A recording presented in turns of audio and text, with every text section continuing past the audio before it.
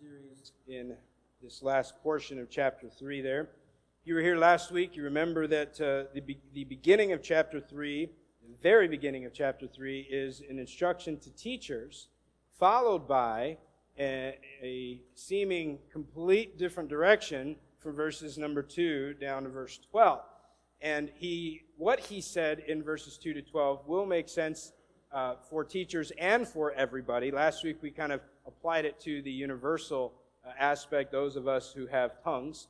But then there is a direct instruction to teachers.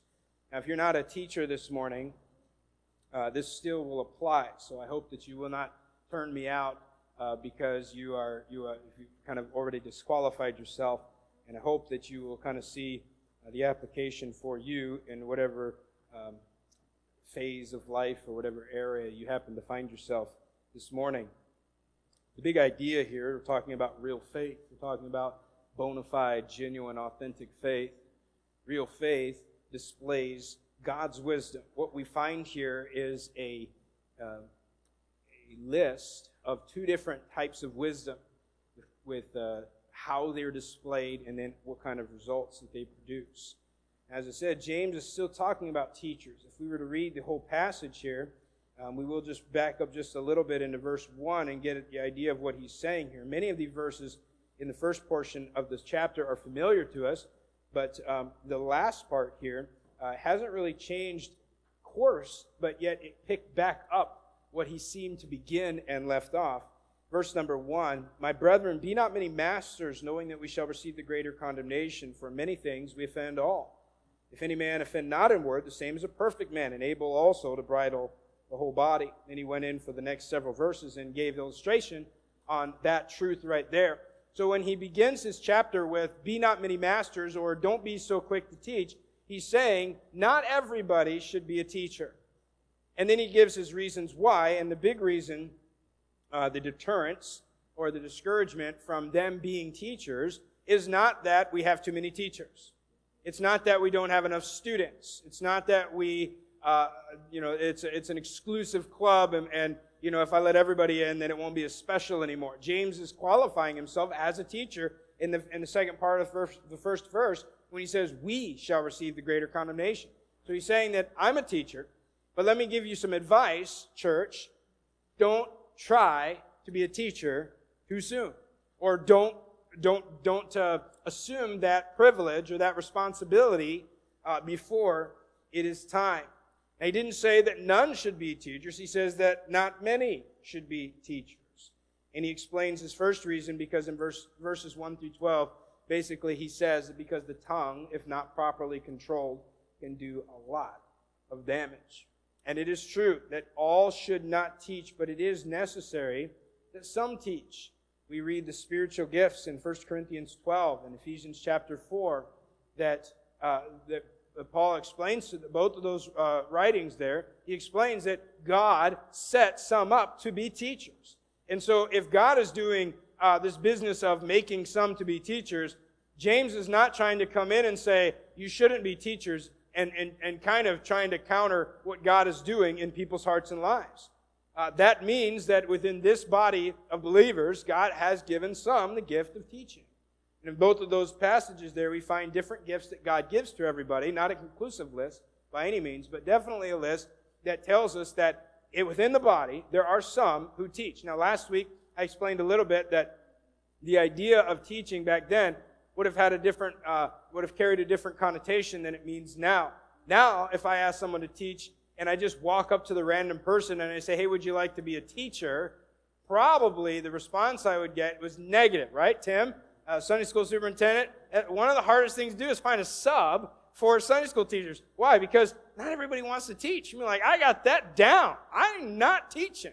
I'm not getting up in front of people and showing how foolish I am, or getting up and reading verses and stumbling over words that I could normally say, and I get in front of a crowd, or trying to teach some people, and you sit out there and you look and you think, well, so-and-so has been Christian longer than I have, and so-and-so, they know more than I do. Why am I up here? That's how most of us would take the job or the title of teaching. But in this culture, being a teacher was a revered position. It was an esteemed position. It would be, would you like to be the one honored? Would you like to be the one esteemed? Would you like to be the one that everyone looks to and goes, wow, I wish I could be like that person? And so James has to put the bridle on. It seems in our culture, we're trying to push people, hey, you need to move forward. Maybe it's time to teach. And James is actually doing the opposite there because of the culture that these people were in. But he explained his first little passage there that because there is a danger, either by opening up your mouth, simply the more you talk, the more in trouble you're going to get. I think I finished off a sermon last week by saying something really dumb, and most of you caught it. And the more you open your mouth, the more you're going to get yourself in trouble. That's just how it works, right? But the other side of that, when we're coming to educationally or spiritually, it is that if you are not perfect, the person who can control his tongue is the person who's a perfect person. He's not a sinless person, but he's a complete person. And so those who know what they're talking about should be the ones who are teachers. But now James is going to talk about this second qualification for teachers. Not saying, again, that no one should teach, but if you're going to be a teacher, here's a list of qualifications. And he starts it off in verse 13 with this question. Who is a wise man and endued with knowledge among you? And these are the two qualifications that James gives. He says, number one, knowledge, and number two, wisdom. Or we could say understanding and wisdom. Again, he touched on knowledge in the first 12 verses by explaining that teachers should be perfect or complete or mature in controlling their tongues, whether in how they teach so that they don't teach the wrong things or in just simply saying offensive things. Have you ever offended somebody and totally didn't mean to? Like when you use the word actually. You know how the word actually is used. Hey, honey, this is actually a good dinner. You were trying to compliment her, but what you said was, it's usually not a good dinner. But tonight it is. Tonight you broke the mold. And it's actually pretty good. Or, hey, that was actually a good sermon, Pastor. What do you mean by that? You know? So that you can offend people by simply saying one too many words, or saying words at all. When you walk up to some lady, guys, and you're pretty sure that there's a baby in the womb, but then you find out, no. You put yourself in trouble there. You know, like, when do you do? 6 months ago. Sorry, ma'am. Or sir. Whatever, I didn't know. We've all been there. We've all done that, and it's embarrassing. So simply by opening up your mouth, you're going to say the wrong thing. But now James is going to take it a little further, and he's going to talk about this wisdom. So he kind of dealt with the knowledge portion a little bit in the first 12 verses, and now he's going to continue with this wisdom. And what he does is, because knowledge is kind of an obvious thing for a teacher, right? You should know something if you're going to say something, if you're going to teach. But what James is saying here is that knowledge or understanding is not simply enough. If we put it into the church culture, which is what James is really focusing on here, is that just simply knowing the truths of the Bible does not qualify you to be a teacher. Just simply knowing the verses and being able to explain the outline and explain the main central ideas in each book and the target audience and the application, all of those things, knowing all those things and having a proper understanding of the Scriptures does not make you qualified to teach the congregation. Now James takes a much less common and maybe countercultural attribute, and he ties it in and says, if you're going to be a teacher, here's something else you need. You need wisdom. And he unites knowledge with wisdom, and really what he's saying is we don't just need a smart guy. We need a wise guy. Not the wise guy like you're thinking, like what we would say, you're a wise guy. But actually, we need a guy or girl who is wise. We need someone not who just knows a bunch of stuff, but someone who is wise. So let's look through these verses. We're in verse 13, and he asks this question: who is wise and understanding among you? Who's wise and endued with knowledge among you? What he's going to say here is that wisdom will reveal itself by behavior. All right? He says here, who among you thinks he's ready to be a teacher? And he just finished discouraging them. Not everybody should be a teacher. Now he says, who among you thinks he's ready to be a teacher? Or who should the teachers be? Now maybe he's talking specifically to the people in the congregation that think, oh, that's me, I should be a teacher. Or maybe he's talking to the entire church, saying, who should the teachers be? If not everybody in this church should be a teacher, then who should the teachers be? How do we choose from among ourselves or from without us to find those who should be our teachers? He answers his own question. He says, let him show out of a good conversation his works with meekness of wisdom. He says, let this person who is a potential teacher, let him prove that he has wisdom and knowledge by his behavior. Let his conduct be displayed through humble wisdom. He says, don't tell me you're qualified.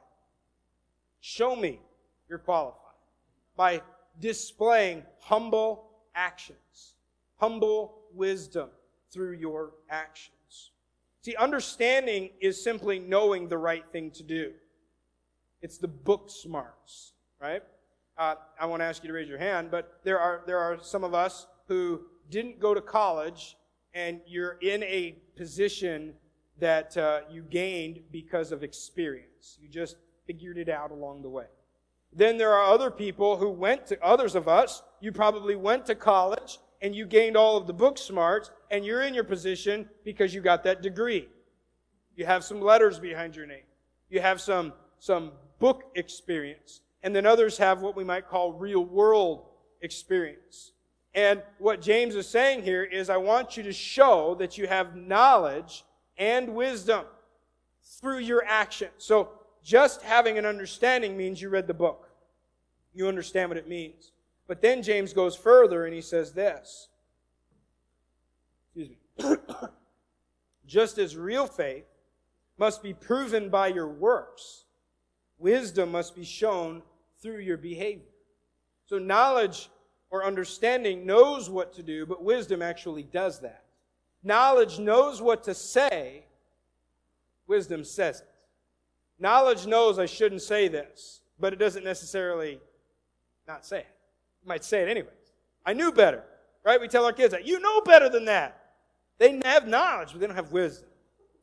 We've all read the books. Have you ever read the instruction manual to something, and you still have no idea what it's talking about? You're like, oh, okay. Then you have to go and do it and figure it out. You can read a book on how to ride a bicycle. But the only way you learn to ride a bicycle is by riding the bicycle, by trying and trying and trying and falling and scraping your knee and crashing into the fence and the tree, and then you finally figure it out. Not because you read a book, but because you did it. You applied what you may have read in the book, and you begin to display, I know how to ride a bike. Not because I read a book, but because I've ridden a bike. I know how to ride a bike. And let me show you. I'm going to prove that I can ride a bike by showing you riding a bike. And so James explains these things. He says, what good is faith if it doesn't do anything? Remember, we just talked about that in chapter 2. What good is faith if it doesn't have any works? But now he's saying, what good is knowing the truth if the truth doesn't change you? If the truth doesn't change your behavior, if it doesn't change your actions, all right, you know all the Bible verses, and you know all the truths of the Word of God, but if they've never changed you, what good is knowing that? You know, when I was several years ago, I went to the state fair, and they had this little booth where you could, it was a hand-washing booth. They wanted to promote clean hands. And so it was a room, you maybe have been to something like this, but they had us walk through this room that was very dark, and it was covered in black light inside. So when you walked in, you could look at your hands, and the idea was to see how filthy dirty your hands were. And then you walked out of the room, and you washed your hands at this little hand-washing station, and then you went back through the room.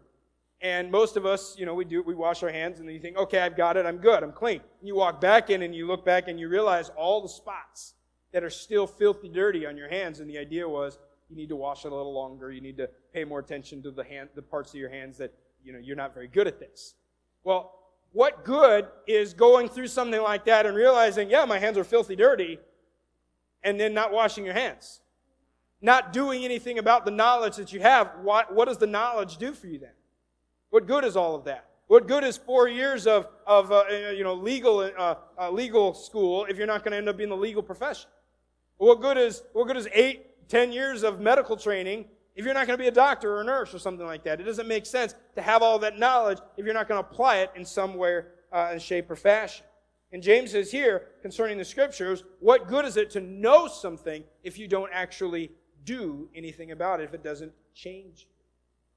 Now he goes on, and he says that a wise man must not only live out what he knows, but he must do so humbly. Here's where it gets countercultural. If I know a bunch of stuff, human nature is I want to show off that I know a bunch of stuff. I want to show you that I'm smarter than you. And I'm going to use big fancy words, and I'm going to wax eloquent, and I'm going to just barrage you with knowledge so that you walk away going, whoa, he's so smart. That's what human nature wants to do. But James says, all right, if you're knowledgeable, you understand the Scriptures, and they've changed you, live that wisdom out in a humble, or in the word here, meek fashion. This is counterculture, especially in a culture back that we read in chapter 2 that showed off their privilege. He talked about a man in chapter 2 that walked into the assembly with flashy clothes and big bling on his fingers.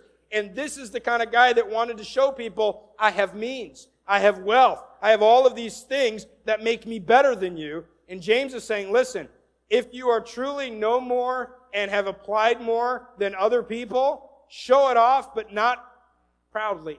Show it in a humble way. Humility was not a desirable or celebrated quality back then, and it isn't really that much of it today. A lot of times we think of humility as a weakness rather than as a strength. A meekness or humility is not having a low self-worth, but it is having an accurate self-perspective, which then affects the way that you interact with others. Humility is not saying, oh, you're better than me. We know that humility means I'm not better than you. But humility, sometimes we misunderstand it and think humility means everybody's better than I am. No. Humility understands who I really am. I might be really good at something, way better than you at it. And humility doesn't downplay that. Humility just realizes that's just my strength. You're probably really good at something that I'm horrible at, and this just happens to be the thing on display right now. Humility recognizes spiritually that I'm nobody special. Doesn't matter what kind of clothes I have on. Doesn't matter my background. Humility recognizes my standing before God, because that's my true standing. Who I am before God. I'm a sinner, just like you are.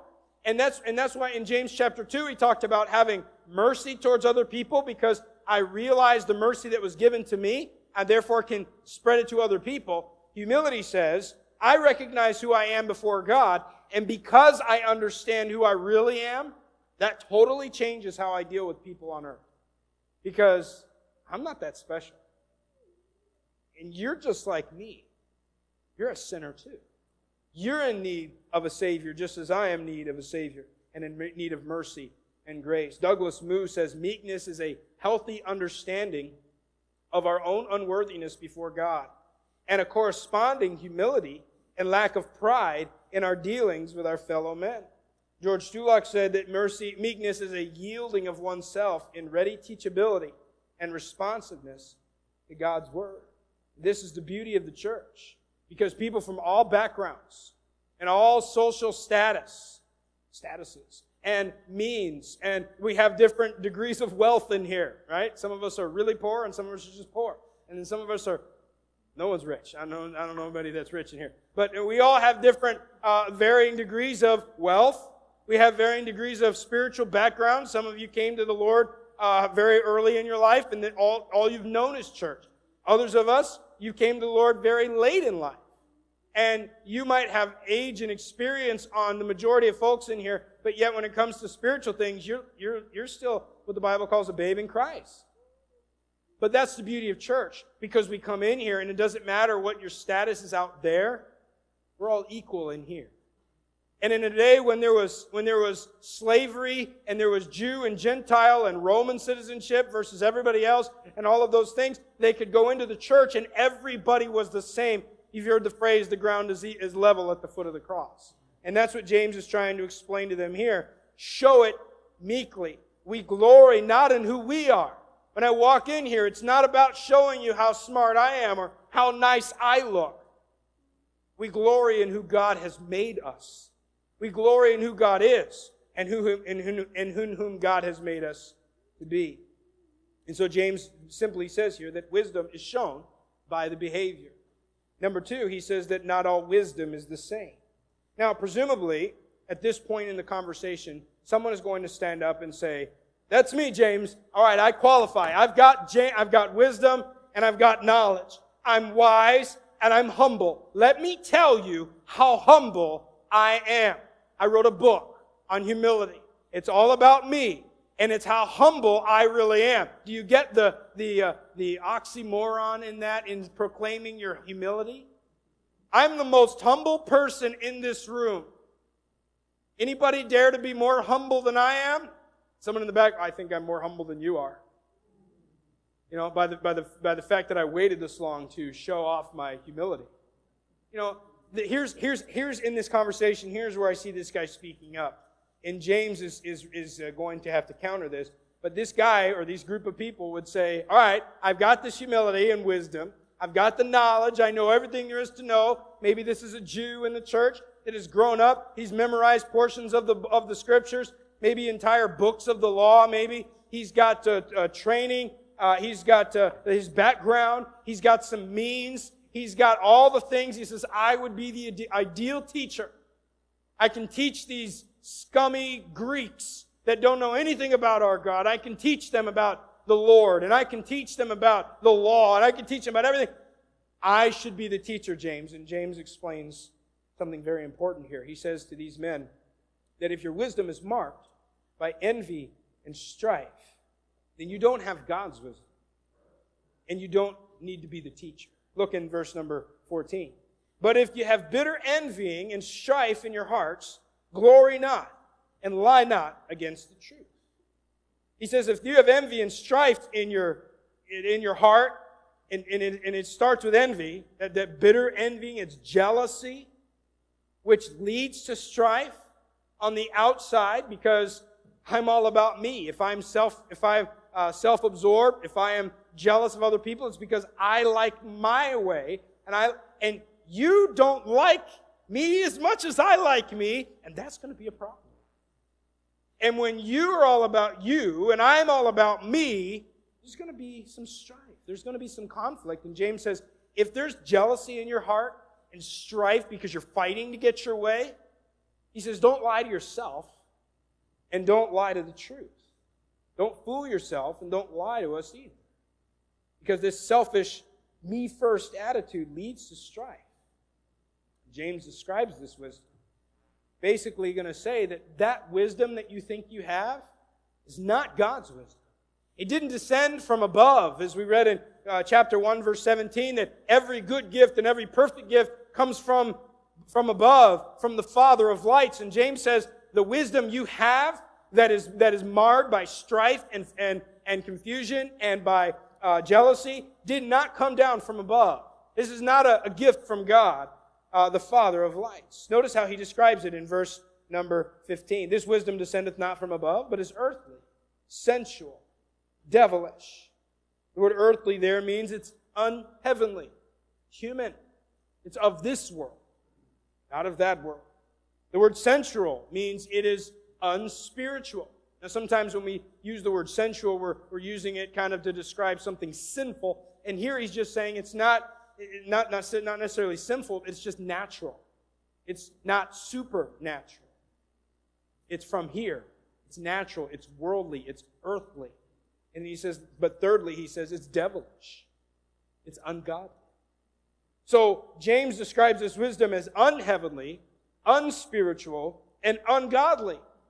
He described this, he uses the same idea in chapter 3 again, earlier when he was talking about the tongue, saying that the tongue is set on fire by hell. And he's saying, that's the type of wisdom you have. It's ungodly wisdom. It is unheavenly wisdom, and it is unspiritual wisdom. And notice what the results of that type of wisdom. In the next verse there, he says, for where envying and strife is, if it's in your heart, notice what's also there. There is confusion and every evil work. Now this is interesting. The word confusion there is the same word that he used twice before in his letter. In verse number 8 of chapter 1, he said that a double-minded man is unstable in all his ways. And that word confusion in verse number 16 here is the same word, or comes from the same root as the word unstable in verse number 8. But it's also the same in verse number 8 of chapter 3 when he says that a tongue is an unruly evil. That word unruly, again, it's the same as unstable. It's the same as confusion there. He's saying there that when there is strife and jealousy, then there is disorder, there's instability, there's unruliness. And, cherry on the top, every evil work. That's what your wisdom will produce. Unspiritual, ungodly, unheavenly produces every evil work. But there's another type of wisdom, and that's what James is going to promote here. He says, for verse number 17, but the wisdom that is from above, this is God's wisdom, is first pure, then peaceable, gentle, easy to be entreated, full of mercy and good fruits, without partiality, without hypocrisy.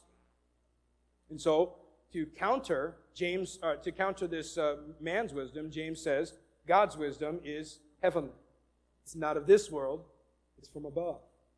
It is spiritual rather than sensual, and it is godly. It's not of devils. That which comes from God, he says, is first pure. It's innocent. It's blameless. Above everything else, it is, as he said in verse 27 of chapter 1, it is unspotted from the world. When James said that pure religion is to visit the fatherless and widows in their affliction and to keep himself pure. Unspotted from the world. I am one of those types of people. I don't know, it's in my genes somewhere, but I can get that one spot on my shirt and not know where it came from. Anybody else like that? All of us? Okay. It's like I'm eating a hot dog and there's mustard. And I'm like, I didn't even have mustard on my hot dog. There's mustard on my shirt. Coffee. I looked down the other day, I was drinking coffee, and I looked down and I had like little coffee graffiti on me. I was like, man, how did this happen? You know? And then what's horrible is when I find it at the end of the day. I'm like, how long has that been there?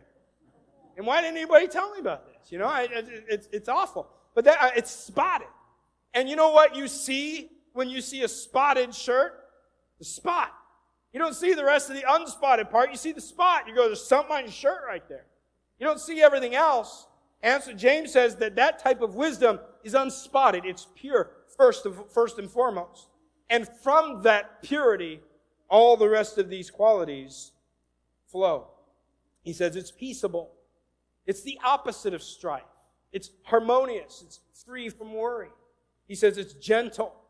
It practices restraint. It yields. It's tolerant. It's courteous. It's kind.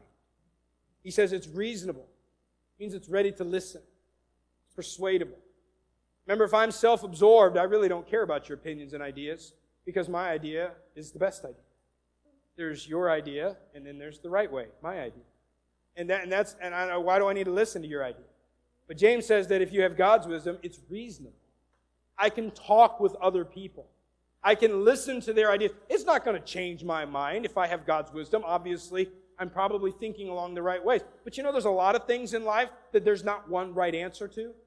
There's a lot of different ways to go about doing some of the same things. And someone who has God's wisdom says, you know what, I'll listen. I'll listen to your ideas. I'll listen to your concerns. I'll listen to your complaints. We go out in the world and there are some legitimate things out there that are troubling people. There's some legitimate things about the church and about God's people that trouble people out there that don't. And that's the reason they don't want to have anything to do with the church. What do? Are we going to shut them off and say, no, I'm right? Or do we say, let me hear. Maybe there's a misunderstanding. Maybe there's truly something wrong with the way that I've been living and I need to fix that. But true wisdom is reasonable. True wisdom is merciful and fruitful.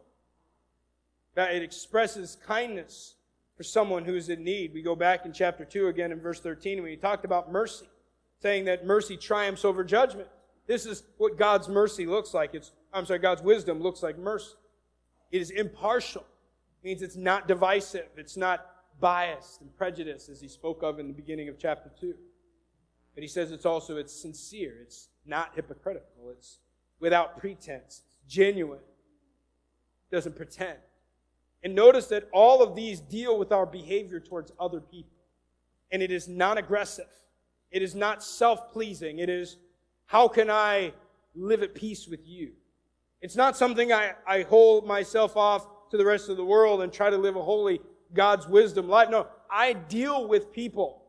And I deal in gentleness and reasonableness and mercy. And I deal with being fair. And I deal with all the fruits there that he says it produces within me. And notice the result, the end of the chapter there. And the fruit of righteousness is sown in peace of them that make peace. He says that the result of God's wisdom is the fruit of righteousness. It's the harvest that is sown by a peacemaker. Remember when Jesus in the Beatitudes, he said, blessed are the peacemakers, those who make peace. And James here says that those peaceful people, those peaceable people will sow peace and they will yield righteousness. Why? Because wisdom is doing righteousness. And so what James has been saying here, this 18 verses here, is that these are the people who should teach. These are the people who should share the truth in word and in deed. It's true, yeah, not everybody should teach. Because not everybody is qualified. Because not everybody has this type of wisdom. So here's the application. And here's okay, we understand what he's saying here, but remember I said at the beginning, some of you aren't teachers. So how does this deal? What does this mean for me?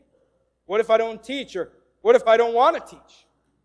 Is this just for those who desire to be teachers? There's a handful of people in here that, all right, I'm a teacher, this applies to me, and the rest of us, man, we should have not come today. We could have slept in because this didn't apply to me. I showed up to a meeting that wasn't about me. Or is this simply for me to know when I'm choosing my teachers? Well, all the teachers have been chosen. I have to think about this right now. But hey, I'll keep this in mind for later when we choose new teachers. Let me see if I can change your thinking a little bit. We apply this way. As I was thinking about this week, the Great Commission in Matthew 28, 19, and 20. The Great Commission is not found in the Bible. The word's Great Commission, but the idea of it there is. And I'm going to turn to it and read it, although many of us probably have it memorized. But there's an interesting word that Jesus used there to explain our duty as the church. He says in verse number 18, Jesus came and spake unto them, saying, all power is given unto me in heaven and earth. Go ye, therefore, and teach. Not all should be teachers, but yet Jesus has said to all of us, go teach. Or literally it means to make disciples. But he says, go and teach all nations, baptizing them in the name of the Father and of the Son and the Holy Ghost. Again here, teaching them to observe all things, whatsoever I have commanded you. And he goes on, lo, I'm with you always, but he says twice there, he says, teach. So the Great Commission commands me to be a teacher. So am I supposed to choose whose instruction I'm supposed to follow? Is James saying, no, you shouldn't be a teacher? But Jesus is saying, you're supposed to go teach. No, if we understand what James is saying there, he's saying, don't be a teacher before it's time, before you have the proper wisdom, because eventually you're supposed to teach. To teach all nations means to make disciples by baptizing them and to teach them to follow Jesus. And this is not the pastor's duty. This is the church-wide responsibility. To obey the Great Commission, I must teach. To teach, I must first know the truth. But James added that to properly teach, it is not enough to know the truth. You must live that truth too. Let me read a passage here. I think it's in your bulletin there. But Hebrews chapter 5 speaks of those who should be teachers, but they weren't ready. It says, for when for the time you ought to be teachers, you have need that one teach you again, which be the first principles of the oracles of God, and are become such as have need of milk and not of strong meat. For everyone that useth milk is unskillful in the word of righteousness, for he's a babe. But strong meat belongeth to them that are of full age, even those who by reason of use have their senses exercised to discern both good and evil. So James is saying here, the writer of Hebrews is saying here, that there is a time when these people should have been ready to teach. But they weren't ready. Because they weren't skillful in the word, they were more interested in the milk of the word, not the meat of the word. And when the time came when they should have been able to teach, they weren't ready. And if the Great Commission commands me to be a teacher, and there's a time when I'm supposed to be a teacher, then everything James said here in chapter 3 applies to me. Not because I'm a pastor, but because I'm a Christian. And everything James said here in chapter 3 applies to you because you're a Christian. You're commanded to teach. So if you're a Christian, you're either a teacher now or a teacher in training. It's the truth. Now, that teaching may not look like an official classroom with students in front of you and a schedule and an allotted time. That teaching may be your children. That teaching may be a fellow Christian. It's called discipleship. Teaching other people. It doesn't have to look like a classroom to be a teaching setting. It can be a time when, remember, the wisdom is displayed, not in the classroom, he says. It's displayed everyday life. If you're a Christian, you're a teacher. And what the writer in Hebrews reminded us here is that those people who became skilled in the Word simply became that way because they learned to apply or practice or use what they already knew. And as they continue to grow in knowledge, they continue to apply more. And they continue to grow in knowledge, and they continue to apply more. And eventually, the time was like, all right, it's time for you to teach. And those people were ready. But if we find ourselves not doing what we already know, or not knowing more, not learning more, and by doing neither of those, or not doing both of those, eventually, by virtue of time, oh man, we could really use you as a teacher. Not we as we needed a Sunday school teacher, but we as the church need people to disciple other people. We need you to teach someone. We need you to grow someone up in the faith. You still haven't figured it out yourself. And that's what the writer is saying here. So if you're a Christian, you're either teacher or a teacher in training. How's it coming? How's your training going? Whatever amount of wisdom that you have, whether you would say honestly and humbly, I have a lot or a little. How is that revealed in your life? How does that show? Because wisdom is not so much for you to say you have, it's for us to see that you have. Does it look like God's wisdom or man's wisdom? We have a very helpful checklist here.